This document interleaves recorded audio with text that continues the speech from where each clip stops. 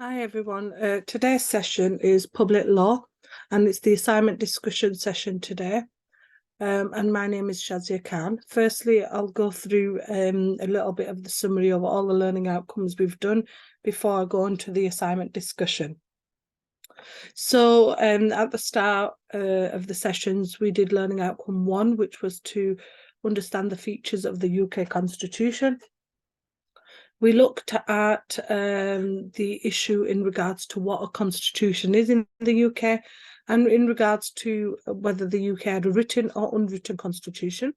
We also looked at when did England get a constitution. We also, in learning outcome 1, identified the role of Parliament, and we looked at the role of the UK Constitution. We also looked at what Parliament meant and what the Crown meant. We also looked at identifying the UK's constitutional with reference to the European Communities Act 1972. And we looked at an uncodified constitution and how that can create problems. We then went on to look at the two houses in the UK, which is the House of Commons and the House of Lords. And we looked at the characteristics of the constitutional system, which is the sources of the UK Constitution, such as statute law, common law, conventions, different works of different academics and authorities, such as Baygots, DiL. We looked at EU treaties. And we also looked at the principles of the UK Constitution, which are things like parliamentary sovereignty, rule of law, parliamentary government, and constitutional monarchy in regards to the UK Constitution. We looked at the issue of the UK Constitution with reference to EU membership and looked at the factotum case. We then went on to explain the history and the origins of the UK constitutional system, and then looked at the sources of the UK Constitution with the timeline of the major events. So from 1215 Magna Carta up till 1998, the Human Rights Act. We then looked at the strengths and weaknesses of the UK Constitution and identified the significance of constitutional conventions within the UK. And we looked at DICE's academics' views on conventions and also the issue in regards to enforcing conventions. We then went on to look at academics such as Monroe and identified what he identified as constitutional conventions. And then we looked at the issue in regards to judge-made law. So now we're going to look at learning outcome 2, which was to understand the meaning and consequences of separation of powers.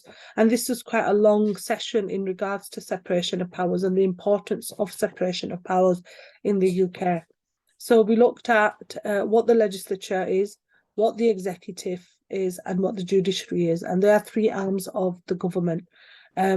We looked at the judicial appointment in learning outcome 2 and why that was so important in regards to separation of powers. We looked at the principle of separation of powers and what it actually meant, and how there was the issue of checks and balances because, you know, certain powers needed to be allocated to certain roles, for example, the legislature, the executive, and the judiciary. We looked at the model of parliamentary government. We looked at the role of legislature. And then again, we looked at the 2 houses of Parliament, House of Commons and House of Lords with reference to the separation of powers and the legislature. We looked at the stages in English lawmaking in learning outcome 2, and we looked at the role of the executive. And then we looked at the role of the judiciary. We then looked at the rationale behind Montesquieu's belief that how to maintain the distinction between legislature, executive powers, and judiciary. We looked at the reforms of the judicial appointment and the Constitutional Reform Act 2005, and the changes that the Constitutional Reform Act brought in regards to, the reform of the Lord Chancellor, and things like an independent Supreme Court. But then we looked at the significance of separation of powers with reference to the three organs of the state. We then looked at the relationship between the organs, so executive and legislature, the legislature and judiciary, and the executive and judiciary. We then looked at the extent of UK constitution and how they adhere to the separation of powers principle in the UK, and whether they adhere to it fully.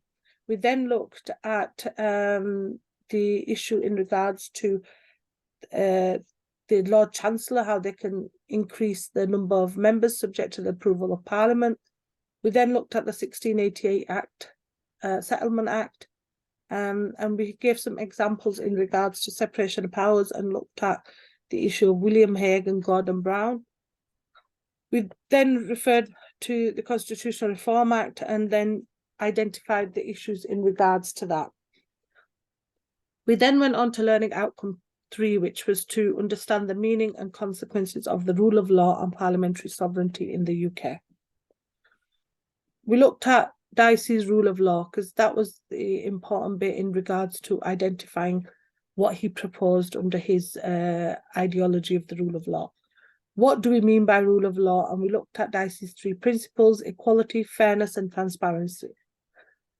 Then we looked at what is meant by parliamentary sovereignty in the UK, and we illustrated the impact of the Human Rights Act 1998 with reference to the rule of law in the UK.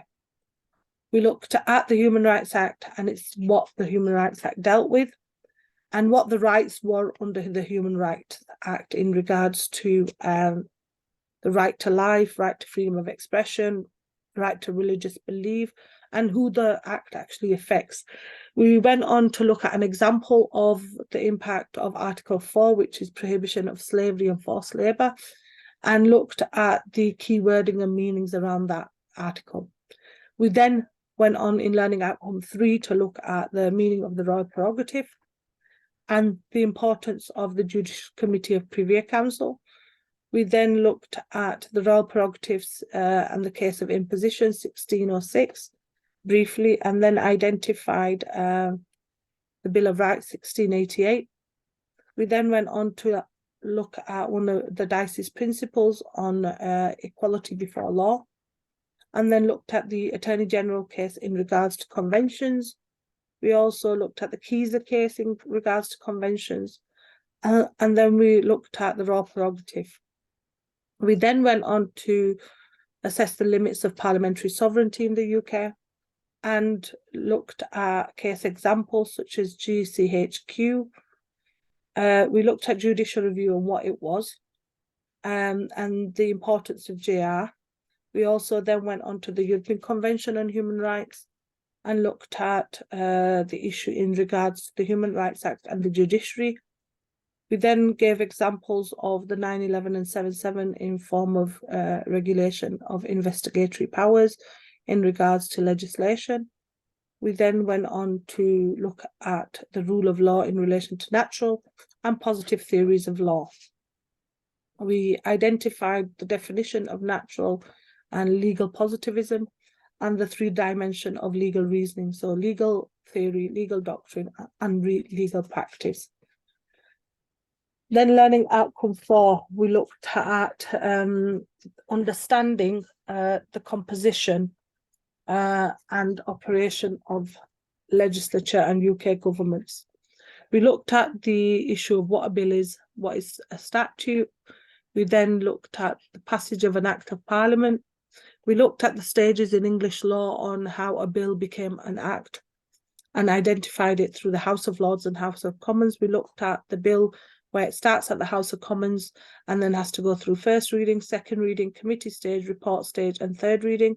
And then we looked at the bill from the House of Lords where it had a first reading, second reading, committee stage, report stage, and third reading, and then consideration of any sort of amendments. And then the final stage we identified as the royal assent, which is important in regards to finalising the bill so that the bill can eventually become an Act of Parliament. We then went on to look at the structure of the devolved powers in the UK with the devolution of legislature and executive, and we looked at the and how it works. So we looked at the Joint Ministerial Committee, and we looked at the issue in regards to which powers are reserved and which powers are dissolved. We then went to look at the extent of devolved powers of the Scottish Parliament, Welsh Assembly, and the Executive Committee of Northern Ireland, and identified the Scotland Act 1998 and the Scotland Act 2012.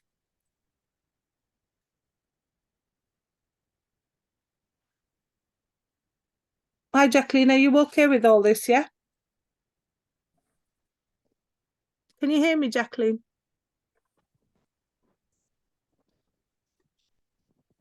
Oh. Jacqueline, are you on? Hello, I can hear you. Right. So we're just going through a summary of what we were doing, okay? So yeah, and then we're going to go through the assignment, okay? So okay.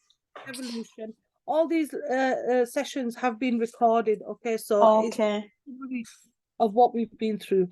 We Okay, looked at I don't have everything, the recording here. You don't have it. It's on Moodle. Okay. You get access to it on Moodle. Uh-huh. Okay. And then so I can. Tomorrow, if you can't get access to it, make an inquiry, okay? All right. In the administration, okay? So Okay, we looked at devolved or reverse powers with reference to the difference between them, and both acts when they were passed by UK Parliament. So the 1998 Scotland Act and 2012 Act. We looked at devolution in regards to Wales, and also what is dissolved. We looked at the Wales Act 2014 and the Wales Act 2017. We looked at devolution settlement in Northern Ireland, and then we identified the transferred matters. We looked at the reserved matters as well. And then to gain the merit, we looked at the extent of parliamentary privilege and why that's important in the UK in regards to immunities. And then we identified the Joint Committee on Parliamentary Privilege and the Green Paper. We then went on to look at the advantages and disadvantages of the first past post system in the UK and how that system works, and also identified the alternative vote system in the UK and how that system works in regards to voting. We also looked at advantages and disadvantages of first past the post system in the UK and the relevance and the importance of this. We then went on to learning outcome 5, which we looked at understanding the nature of and procedures of judicial review. Here we looked at what is the judiciary and what is the role of the judiciary and what is judicial review in the UK. The judicial review is important in regards to where a body makes a decision or behaves or acts unlawfully, and there are a number of ways that can challenge that behaviour. Okay, so we looked at the limitations and scopes of judicial review. We also looked at how important judicial review is in the UK. And we also looked at the issue around the importance and the power of judicial review in cases. We also looked at the procedural steps of making an application for judicial review. And, you know, if they feel like the decision is not sufficient, that decision can be quashed.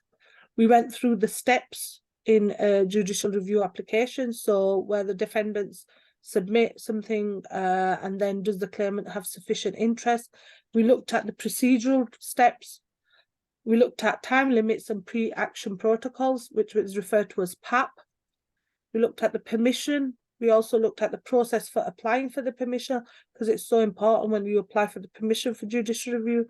And we looked at the substantive stages, and also looked at the costs, because it's quite a costly procedure to go through. We also looked at the issue in regard to the judgments and the appeals that were allowed. And then we distinguish between substantive breaches and procedural improprieties and what they are and why we need to actually apply them when making an application for judicial review. And we looked at where procedural proprietary was identified, the GCHQ case, Aylesbury mushroom case, and we looked at the two aspects of fairness, the right to be heard under natural justice and the right against bias. We looked at the case of Ridge and Baldwin, again, another important case, and the exceptions to be heard in national security, emergency situations, the Pegasus case, and how we looked at how the level of fairness is decided with reference to case law. We then went on to look at license applications with the Liverpool taxi case, McKinsey and Onslow. We then went on to look at the right to notice and information processes, and we went on to the right to make representation with Smith and West, Wiseman and Bowman case. We then went on to look at the boundaries between private and public law, the difference between each one, and why there's a big difference between them. So we looked at public law, and this is such as central government and have to obey the law and any sort of complaints or anything. We went on to public law with reference to judicial review, and then we went on to private law, and that's between individuals in a legal system. And private law things could be contract law, law of tort, property law, labour law, commercial law, corporation law.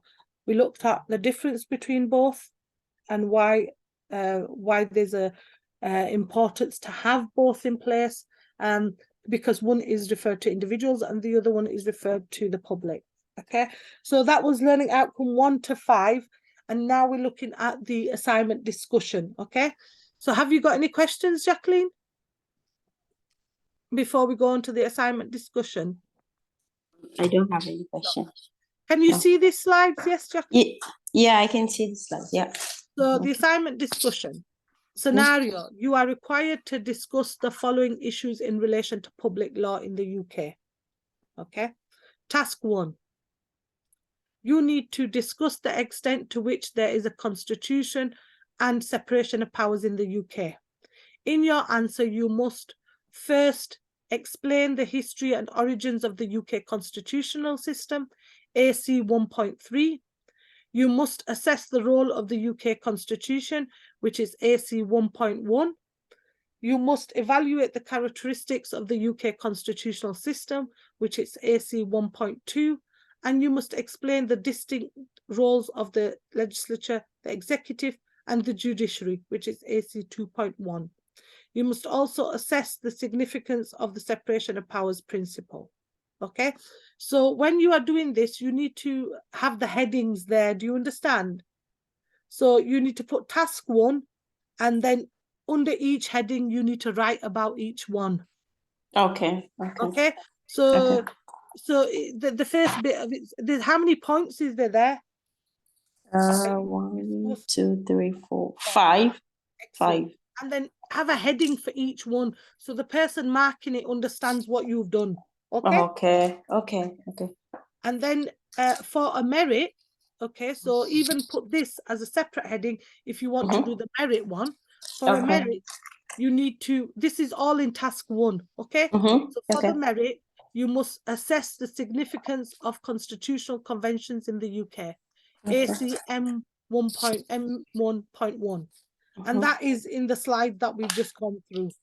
So, you could aim for that. First, do the past ones in task 1. And then if you could do the merit, put that as a heading and say that's for merit. Okay. Oh, okay. So it identifies that you're able to understand, but you can do it because it's all there. All right. For a distinction one for task 1, you must also evaluate the extent of the UK's constitutional adherence to separation of powers principle, which is ACD 2.1. Yeah. Okay. So I don't know what your intention is. Would you aim for the extension activities? Yeah, we're aiming for the distinction. Yeah, good. It's very good that you do that.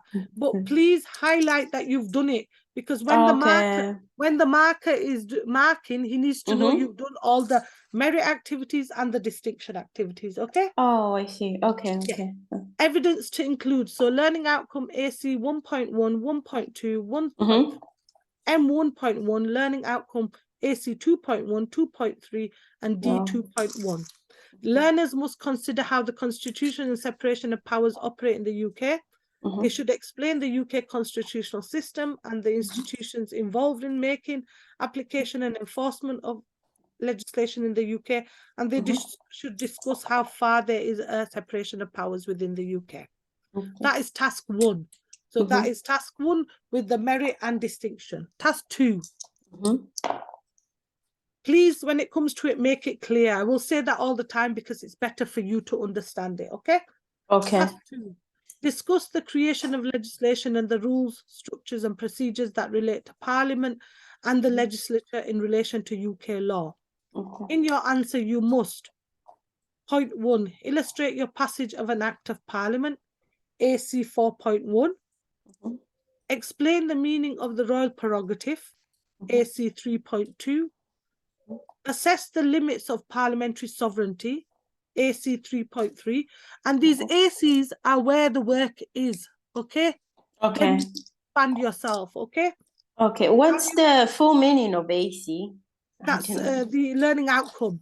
Okay. It means learning outcome and what they expect you to do, okay? Assess the limits of parliamentary sovereignty and then evaluate reforms to the judicial appointment system, AC 2.2.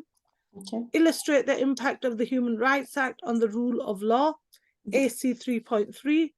Explain the structure of the devolved powers in the UK, AC 4.2. Appraise the extent of devolved powers of Scottish Parliament's Welsh Assembly and the Executive Committee of Northern Ireland, AC 4.3. Appraise the next one, appraise the scope and limitation of judicial review, AC 5.1. Evaluate the procedural steps of judicial review, AC 5.2.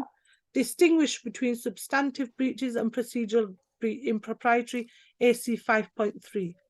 To get the merit, for a merit on task 2, you must appraise the extent of parliamentary privilege, ACM 4.1. Appraise the boundaries between private and public law, ACM 5.1. For the distinction, you must discuss the rule of law in relation to natural and positive theories of law, D 3.1, and appraise the political advantages and disadvantages of the first past the post system, D 4.1. Suggested evidence for this task 2. Learning outcome 2, AC 2.2, LOL, LO3, AC 3.3, 3.2, 3.3, AC D 3.1, LO4, AC M 4.1, 4.2, 4.3, M 4.1, D 4.1, LO5, 5.1, 5.2, and 5.3, and M 5.1. Learners should discuss the making of the legislation in the UK and the structures, rules, and procedures that impact on how the law is enacted and enforced, and those that provide checks and balances on the separation of powers in the UK. They should consider how devolved powers affects legislation and consider the importance of reforms to judicial review appointment and the impact these could have. They should consider the merits of the legislative procedures in place in the UK. The structure of the assignment. Document structure and formatting. It is good practice to put the unit number and the name at the top. Yeah. Start with a bit of an introduction to the unit. Module 30 to 50 introduction. Write out the learning outcome if you are mentioning it. Like I said, you know, under each learning outcome, mention what you are doing, which tasks. Okay, task 1 with all the bits, task 2 with all the bits. Otherwise, it is not required. Font size needs to be 12 line spacing. 1.5 page number to be inserted. And then table of contents to be drawn. The conclusion is 20 to 30 words, and then referencing and bibliography, okay? And that is using the Harvard system of referencing. Yeah. Okay? Useful tips. Read the task carefully. Focus on what you are being asked. Don't go off, okay? Command verbs. Broadly, just as guidance, I suggest for action, command words, you can cover the task by writing them. So for a pass, you would explain, define, describe, 70 to 100 words. For a merit, you must assess, examine, clarify, analyze, 125 to 150 words. Distinction, compare, contrast, critically evaluate, 175 to 225. 25. Okay. Again, referencing, Harvard referencing needs to be used. So in the main text, you would put the author and the date. And then at the end of the text, you would put the full citation. Okay? Okay. In the reference towards the end, word counts. Question and answers, final evidence, Word document, Harvard referencing, deadline of 2 weeks from when you finish the session, which is not 2021, sorry. Submission, learner work at UK Varsity. Any queries you've got, you will email Raman. The other thing I want to go through for you is, you know, the referencing. Do you know how to do referencing? Yes, please. Yeah. Yes. So do you know how to do it? Yes? No? Yes, yes. Yeah. There is a system, okay, called the Harvard referencing. Harvard referencing system, but there's can you see this? It's called Neil's Toolbox. Oh, is it? Let me see. Neil's Toolbox. Let me see. Yes. You can use this. You can use this to do your referencing at the end. So when you do a bibliography, so if you want to reference a book, Jacqueline, I'll give you an example. So what you do is it makes it for you. It's so easy. So you go down here, you put the book name, so we can put public law, just example. Author Smith J. Publisher Harper. Location London. The publisher's name Peacock. The first edition, it could be 8th edition. You don't have to do that. And then it could be the page number 10. Okay, so then you go to generate reference. Look, it's made it for you there. Wow. And then you just copy that into your bibliography. Okay. So it's so easy to do. And then if you've got something from a website, you go to website, go there. Okay. And you would, so organization, maybe Red Cross. Okay. Author's title, public law. Just example for your website. You copy that website there, copy, paste that. So the URL needs to go in that, paste it in there. The website is social science, maybe just anything. Updated 2023, year published 2023, published, let's just put orange, just anything. Then it says date you visited, which is today's date. Okay. So they'll generate that. Look, can you see that? Yeah. You just copy and paste that into the back. Okay. In your bibliography has to have sources in there, what you've used. Okay. What I'm gonna do now is I'm just gonna show you some of the slides so you've got an idea of what we've been doing in the slides. Okay. So you've got an idea of the learning outcomes, you know, like 1M1, 2M1, like that. Okay. Okay. I'll just show you one example. So let's go to learning outcome 2. So let me just share this again. So if you go to learning outcome 2 here, it will tell you which are the past ones and which are the merit ones. So let me just find a merit one for you and then you know.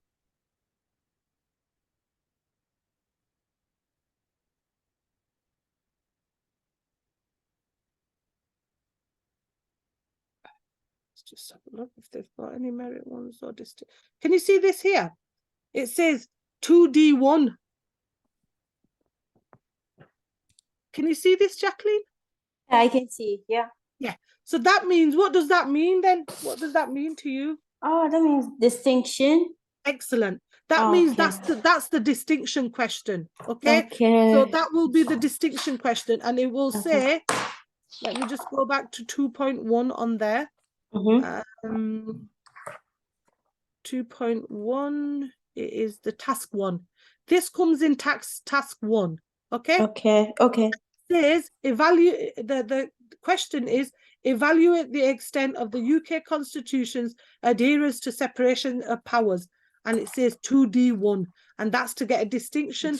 So if you go back to your slides, okay, and you look at 2D1, what does this say? This is your answer, literally, isn't it? Oh, yeah. So you just answer it from here to get your distinction mark.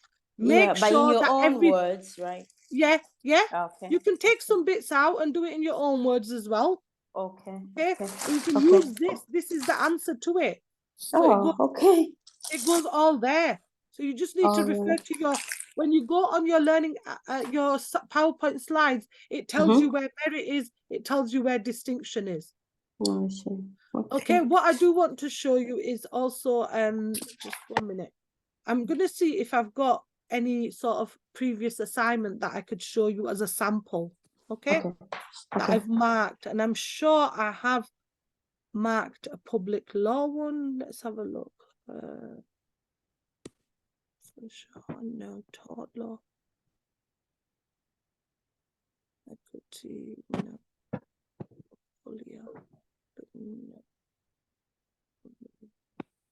No, I haven't. I'll do for Shams. This is just this is where he got a distinction in this. I think this mark was I'm sure it was a distinction mark, but if you look at the work, and can you see this?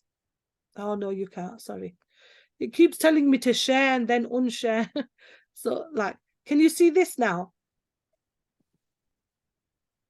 Yes, Jacqueline? Jacqueline, I can't hear you. Are you there?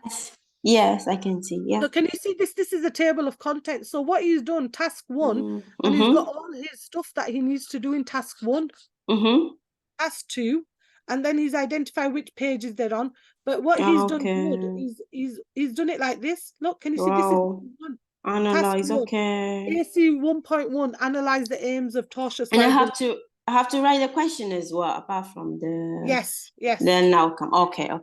You have to do it all like that, so it's clear for the person marking it. Okay. So then, and also you need to do the same for the merit and distinction, so that they know that you've done the merit and distinction. Because I'll show you up there. Look, this is his content. So he's done merit. Look, so he's done first. He's done all the past ones. Can you see it there?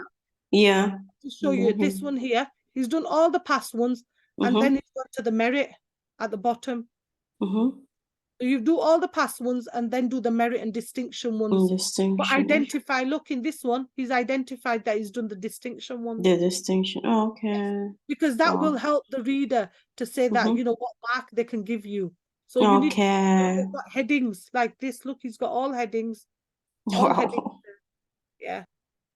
So he's got all the headings, task 2 with all the headings. And what you'll be putting, and then at the end of it, he's done the reference list. Look, all his references are there.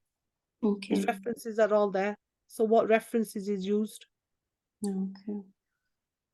So the best thing for you to do when it comes to doing your assignment is you're identifying the actual assignment, what you've done. Let me just start. Is that the assignment one? No, let me just if I can open the assignment one for you again. So I'll show you in here. So before I wanted to do it that way, but I was worried about the word count. No, look, can you see that? So if you do that, you're gonna put task 1, yes? Okay. And then you're gonna put under task 1 what you're gonna put. Okay. What you're gonna put? Just give me an example of what you're gonna put, Jacqueline. For instance, task 1, explain the history and origins of UK constitutional system. AC 1.3. Excellent. Yeah, as a heading. That's a heading. But with AC 1.3 first, and then I write the heading. Yeah, no, whichever order you want to do it. You could put AC 1.3 and then put the explain the history. Okay. And would you do that for all of them? Yes, for all of them. Okay. Yes, excellent. And then you would go on to do for the merit, and you would put ACM 1.1, and you would put assess the significance of constitutional conventions. This is all in task 1. Okay. So you need to do them all in task 1. And then for distinction, again, task 1, you'll put ACD 2.1, evaluate the extent of, and then write about it. And then, so I have to write ACD 2.1 as well as distinction. No, don't put the distinction. Just put ACD. Yeah, just put ACD 2.1 with a heading. Okay. Yeah, it's up to you if you want to put distinction grade and then just put it. It's up to you. But it's advisable. It's advisable just to put ACD 2.1. 0.1. Okay, okay. To Yeah, because identify, okay. identify that it's a distinction area. Oh, okay. Because I'm worried about the word count. Sometimes you can go over the word count, Okay. but you know you can, there's people that have. I don't know if it's 3,500 to 4,000 words, but I think you need to email Raman tomorrow and ask him. Okay, okay. But there's some parts are going to be longer than other parts. Yeah, definitely. Yeah. And then the task 2 starts here, so everything you will put under task 2. So task 2 is quite long, isn't it? So you'll have quite a lot. So you'll have AC 4.1, but identify its task 2, okay? At the start, identify its task 2 and then illustrate each one. Oh, okay. And then you're doing the same for merit, ACM 5.4.1 and AC 5.1. And then for distinction, ACD 3.1 and ACD 4.1. Okay? All right. And you will be, I think you understand, which is really good that you've got an understanding of what you're doing.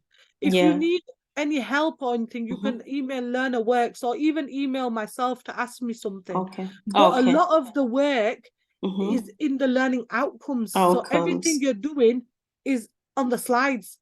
Okay. Yeah, everything. So AC 2.2 to 3.1, just refer to the slides. Okay. The slides and any sort of additional resources or anything are on Moodle for you to learn and read around.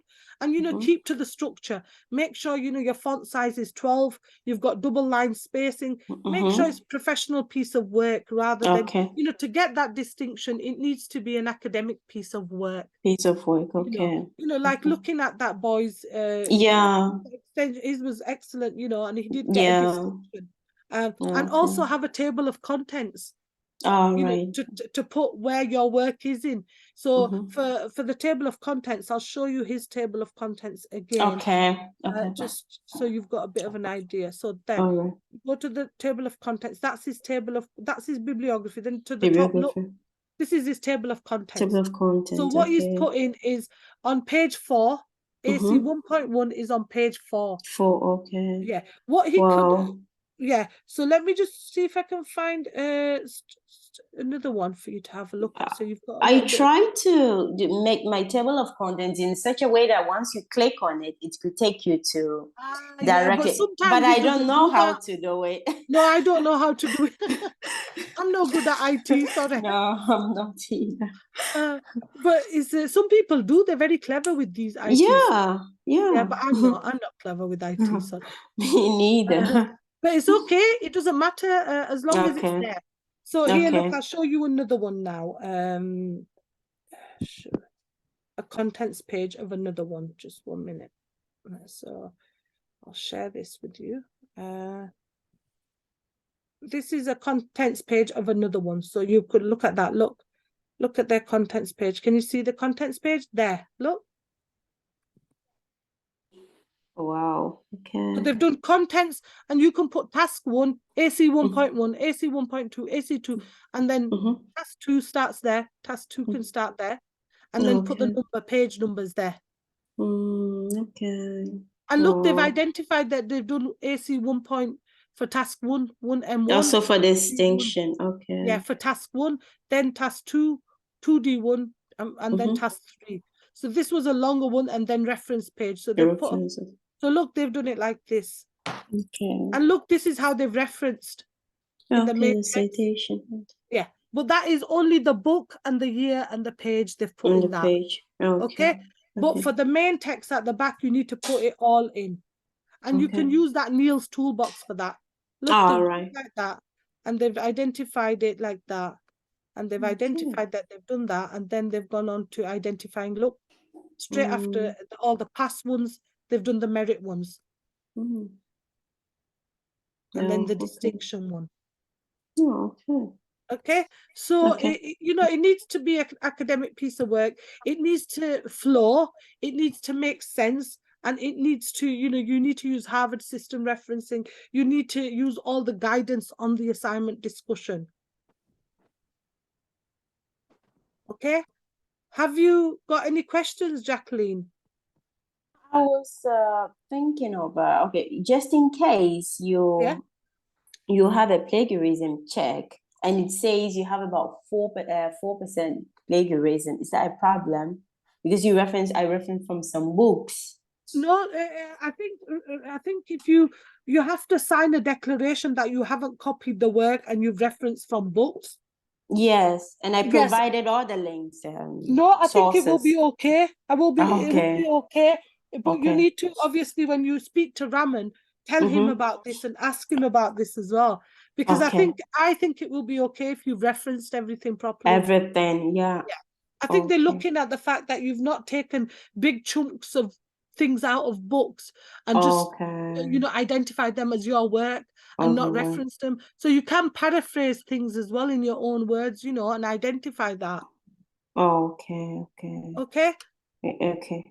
Any other questions, Jacqueline? No, that's my only question. Thank you. That's all. Thank you, Jacqueline. And I hope you get on. Thank you. Thank you for your patience. Thank you for your attendance. And also your all the recorded sessions, everything is on Moodle. And I hope you get on well with doing the assignment. And I know you're aiming for a distinction, and I hope you get that well. So make sure you do all the extension activities for merits and distinction, okay? All right. Okay. Excellent. Thank Good you so luck. much, Shazia. Thank you. It's okay. Good luck, and I'll see you whenever I see you now. All right. Thank you, Jacqueline. Thank you so much. Take care. Thank you. Bye. Bye.